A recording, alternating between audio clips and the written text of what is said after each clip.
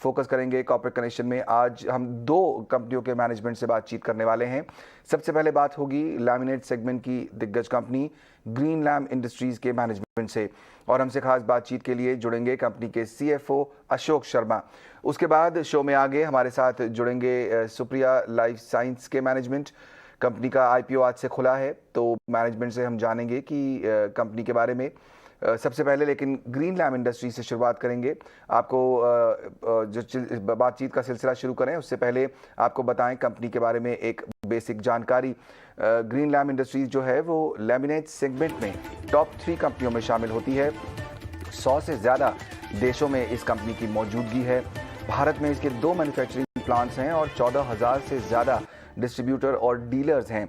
विदेश में कंपनी के 15 ऑफिसेज हैं और साथ ही 8 सब्सिडियरीज।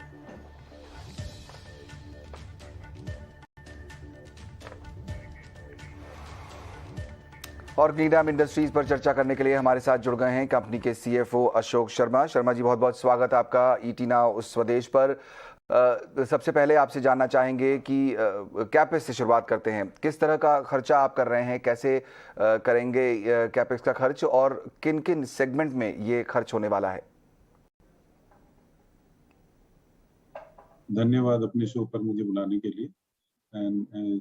जैसा कि आपने सुना है, हमने अनाउंस किया है लगभग 950 करोड़ कैपेक्स हम लोग करने वाले हैं।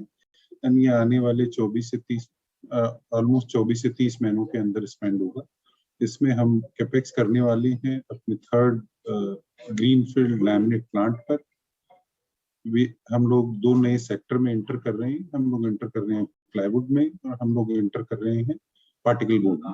सो लैमिनेट पर हम लोग लगभग 225 करोड़ रुपए खर्चा करेंगे, प्लाईवुड पर लगभग 125 करोड़ रुपए और पार्टिकल बोर्ड में लगभग 600 करोड़ रुपए कैपेक्स की योजना है। जैसा ये स्टार्ट होगा क्वार्टर 4 ऑफ FY22 से एंड लगभग 24 के अंत तक हम लोग आशा है कि पूरा कंप्लीट कर पाएंगे इसमें। शर्मा, आपने प्लाईवुड सेगमेंट की बात की, यहाँ आप जाने का प्लान कर रहे हैं। किस तरह का मार्जिन है इस सेगमेंट में, अगर आप वो शेयर कर सकें? वुड का सेगमेंट 2 है, एक प्लाईवुड जैसा कि मैंने बताया, एक पार्टिकल बोर्ड। प्लाईवुड के में हम लोग एक्सपेक्ट कर रहे हैं around 13-14% margin EBITDA margin, and particle board में हम लोग एक्सपेक्ट कर रहे हैं लगभग 22 से 24% एबिटा मार्जिन। ओके, आपने शुरुआत में हमको बताया कि 950 करोड़ रुपए के कैपेक्स की तैयारी कंपनी कर रही है, तो ये भी समझना जरूरी होगा कि कैसे आप ये प्लान कर रहे हैं। क्या कोई फंड रेज करने की योजना है? ये पूरा program we plan to do, हम लोग डेट एंड इंटरनल अप्रूवल के मिक्स से करने की योजना है। जैसा कि मैंने बताया कि इसमें लगभग 24 से 30 महीने टोटल लगेंगे। सो कंपनी के पास में कुछ cash on the books also है, एंड आने वाले दिनों के अंदर में क्योंकि एग्जिस्टिंग बिजनेस कैश जनरेट करेगा, net cash we will use as an internal approval from our side, and बाकी हम डेट लेने की योजना। करेक्ट। तो वही उसी से जुड़ा हुआ मेरा अगला सवाल होगा मिस्टर शर्मा आपसे कि डेट की आप बात कर रहे हैं, तो फिलहाल कंपनी की डेट पोजीशन किस तरह की है, और ये जो 900 करोड़ रुपए का कैपेक्स आप प्लान कर रहे हैं उसमें लगभग कितना डेट रेज हो सकता है? सही सुना, पहले एग्जिस्टिंग डेट हमारा लगभग 100 नेट डेट मैं बोलूंगा, gross debt minus cash on the books लगभग 160-70 करोड़ रुपए अभी है।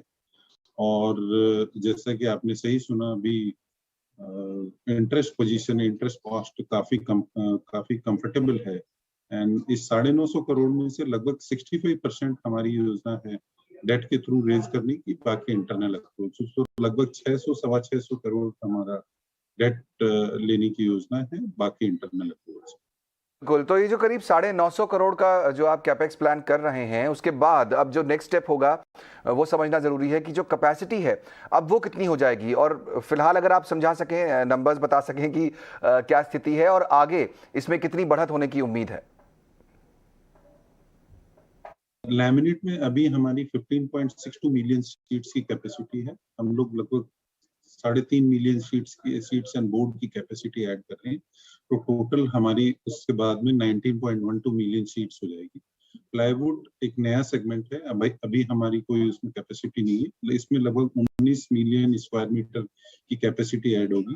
And similarly particle board also एक नया सेगमेंट है हमारे लिए, सो उसमें लगभग 2,31,000 क्यूबिक मीटर सालाना की capacity create. Correct. Mister Sharma, यहाँ पर यह भी समझना जरूरी है कि जो बीते 2 साल हमने देखा पूरी इकोनॉमी के लिए काफ़ी मुश्किल भरे रहे कोविड की वजह से, आपके कंपनी के प्रोडक्शन और इनोवेशन पर कोविड का आपने किस तरह से असर देखा और कैसे इसको मैनेज किया आपने? आपने सही सुना, कोविड जिस दौरान कोविड चल रहा था एंड लॉकडाउन थे, उस समय थोड़ी परेशानी थी। एंड स्पेशली कोविड 1 में जब इंटायर लॉकडाउन था, फॉर्चुनेटली कोविड 2 में सरकार ने प्लांट्स को रन करने दिया। एंड जैसा कि आप जानते हैं कि लैमिनेट के अंदर में हमारा एक्सपोर्ट मोर देन 50% है एंड हम इंडिया के नंबर 1 एक्सपोर्टर हैं एंड हमारा एक्सपोर्ट लगभग 100 कंट्रीज के अंदर में 100 कंट्रीज में होता है। सो जो डोमेस्टिक मार्केट में थोड़ा बहुत जो इम्पैक्ट आया जो ड्यूरिंग कोविड टाइम में, उसको हमने हमारे एक्सपोर्ट से पूरा किया। एंड Q2 के रिजल्ट अगर आपने देखे होंगे तो Q2 के रिजल्ट में हम लोग प्री कोविड लेवल से भी ऊपर थे हम लोग इन लैमिनेट सेगमेंट। वुड सेगमेंट जो कि अप्रोक्सीमेटली 10-12% है, वो उसमें धीरे धीरे जो है और इम्प्रूवमेंट आ रहा है। तो लैमिनेट सेगमेंट में हम लोग already above pre Covid level पर चल रहे हैं। ओके, तो ये तो अच्छी बात है कि आप प्री कोविड लेवल पर पहुंच रहे हैं। मिस्टर शर्मा, जैसा अभी आपने कहा कि आपकी जो कंपनी की टोटल आय है 50% जो है वो विदेशों से आती है, तो वहीं से मेरा सवाल निकलता है कि आगे क्या ये माने कि कंपनी की बैलेंस शीट में भारत की हिस्सेदारी बढ़ेगी, आप यहाँ बिजनेस को और एक्सपैंड करेंगे? लैमिनेट में यही ट्रेंड चलता रहेगा, क्योंकि लैमिनेट में डोमेस्टिक एंड एक्सपोर्ट दोनों बढ़ेगा। अदर देन लैमिनेट बाकी जो प्लाईवुड पार्टिकल बोर्ड में हम एंटर कर रहे हैं, वो सेगमेंट प्राइमरली डोमेस्टिक सेगमेंट में है। सो मुझे लगता है कि ओवरऑल में एक्सपोर्ट लैमिनेट में हमारा 50-50 का कंटिन्यू रहेगा। ओवरऑल में एक्सपोर्ट का परसेंटेज थोड़ा कम हो सकता है। Okay, mister Sharma, green lamp जो है वो hospitality, residential, health care, commercial, retail, अलग अलग सेगमेंट्स में है, तो ये समझना चाहेंगे कि आपको सबसे अच्छा बिजनेस इस वक्त कहां से मिल रहा है?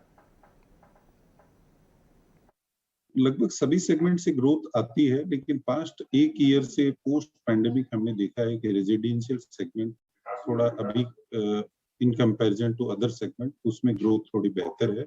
बट गोइंग फॉरवर्ड अब बाकी सेगमेंट्स में भी बेहतर डिमांड देखने मिल रही है। तो मुझे लगता है कि सारे सेगमेंट्स ही बढ़ेंगे post Covid in terms of demand. वापस कमर्शियल सेगमेंट्स में भी डिमांड वापस आ रही है।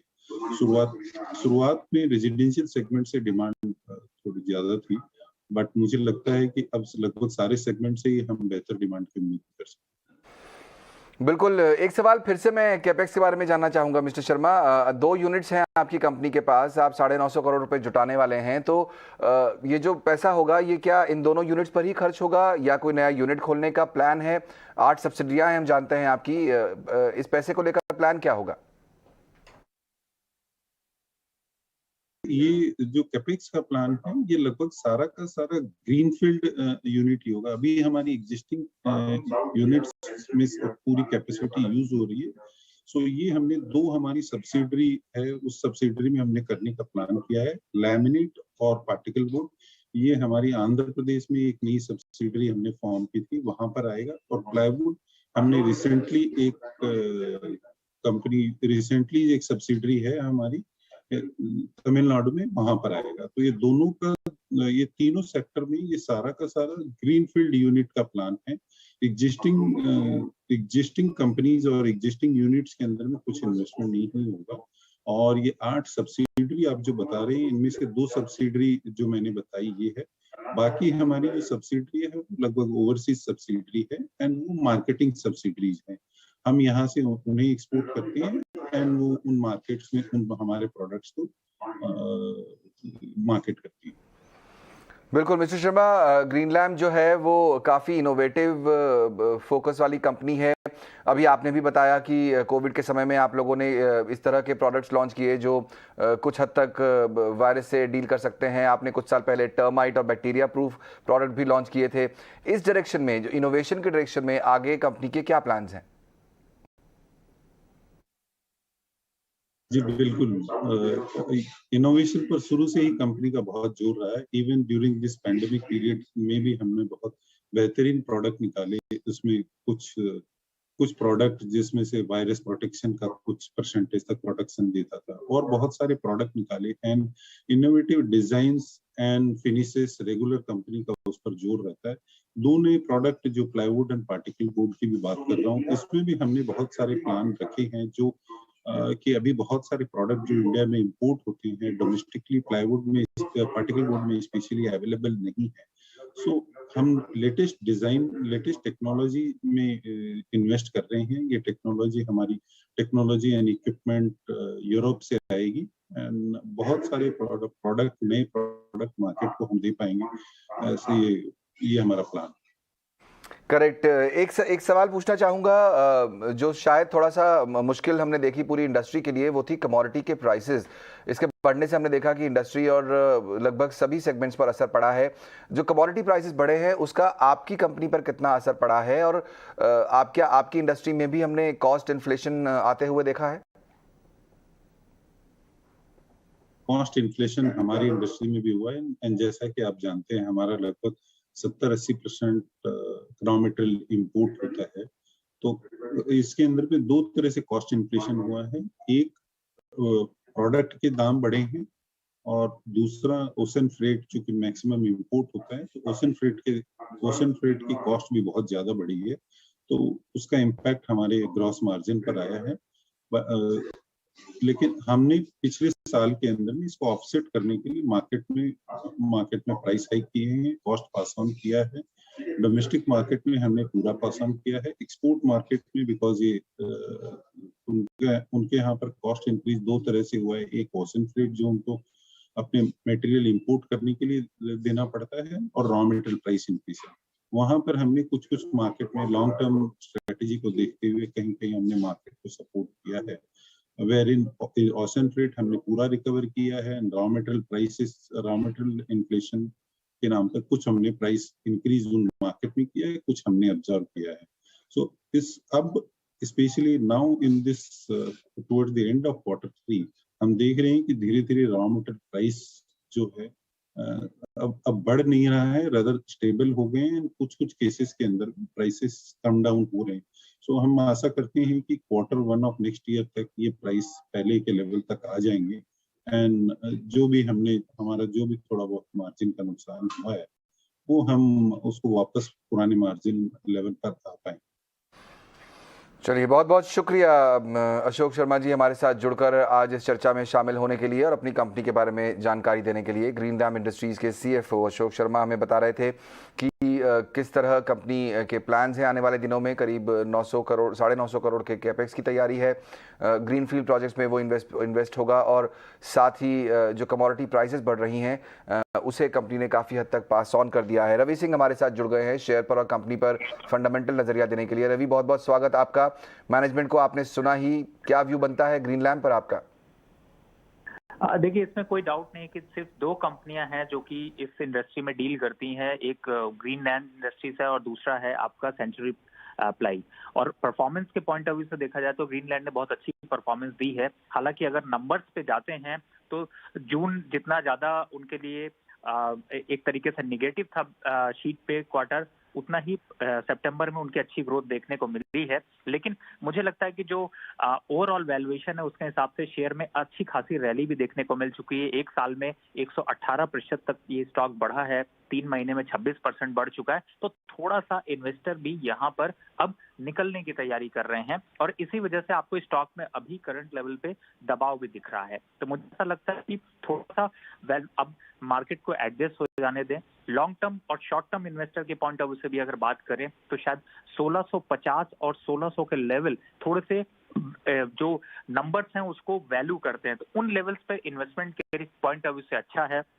लॉन्ग टर्म का टारगेट आपका 2050 और 2100 का है आने वाले 6 से 8 महीने के लिए। लेकिन शॉर्ट टर्म में अभी थोड़ी बहुत इस स्टॉक में गिरावट देखने को मिल सकती है। तो अगर स्ट्रैटेजी के लिहाज से इस स्टॉक में आपका निवेश बनाने की रणनीति बना रहे हैं तो मुझे लगता है 1650 तक के लेवल का इंतजार करना चाहिए। वो लेवल अग्रेसिवली इन्वेस्टमेंट के पॉइंट ऑफ व्यू से और रिटर्न वहां से बहुत अच्छे मिल सकते हैं। अब कंपनी की परफॉर्मेंस की बात की जाए तो कंपनी के देखिए जिस हिसाब से सितंबर में परफॉर्मेंस दिखी है, चाहे यहाँ पर एबिटा ग्रोथ 20% का बढ़ा है, पैट यहाँ पर वो भी 20% की ग्रोथ देखने को मिली है। तो कांस्टेंट ग्रोथ जो है वो अगर पिछले दो क्वार्टर को छोड़े तो वो आपकी कंटिन्यू बनी रही है। तो मुझे ऐसा लगता है कि लॉन्ग टर्म के हिसाब से स्टॉक अच्छा है, लेकिन सही जगह निवेश करेंगे तभी आपका पोर्टफोलियो चमकेगा। कुछ सही जगह पर निवेश करेंगे तो ही चमकेगा पोर्टफोलियो। 1778 के आसपास है फिलहाल ये शेयर, और रवि बता रहे हैं कि 1650 से 1600 का वो लेवल होगा जहां एंट्री ली जा सकती है। अगर वहां एंट्री लेते हैं तो करीब 6 से 8 महीने का टारगेट आपका रहना चाहिए, फिर आप 2050 और 2100 तक के लेवल देख सकते हैं। बहुत बहुत शुक्रिया रवि हमारे साथ जुड़कर कंपनी पर अपनी राय देने के लिए। चलिए फोकस करेंगे एक और कंपनी पर, और वो है सुप्रिया